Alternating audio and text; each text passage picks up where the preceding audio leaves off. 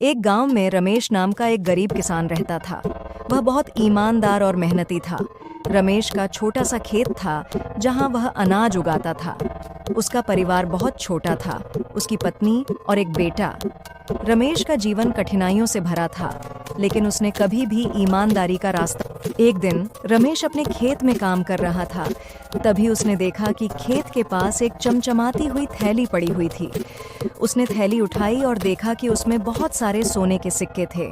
उसकी आंखों में चमक आ गई, क्योंकि वह जानता था कि अगर यह सोने के सिक्के उसके होते तो उसका जीवन बदल सकता था। लेकिन रमेश का दिल ईमानदारी से भरा था।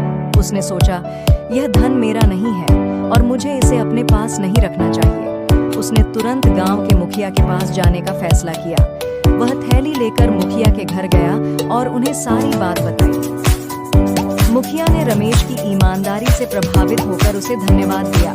उन्होंने गांव के सभी लोगों को इकट्ठा किया और रमेश की ईमानदारी की प्रशंसा की। मुखिया ने घोषणा की कि यह थैली उस व्यक्ति की है जो इसे खोया था, और अगर कोई व्यक्ति इस थैली का दावा नहीं करता तो यह थैली रमेश को दी जाएगी। कई दिनों तक कोई भी व्यक्ति थैली का दावा करने नहीं आया।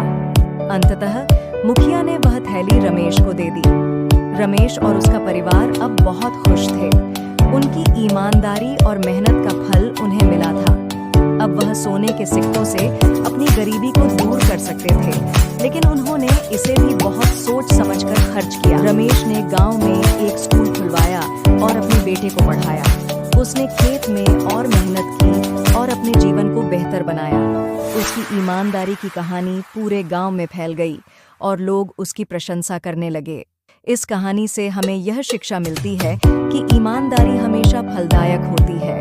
चाहे परिस्थितियां कितनी भी कठिन क्यों न हो, हमें कभी भी अपने सिद्धांतों से समझौता नहीं करना चाहिए। ईमानदारी से जीने वाले व्यक्ति को हमेशा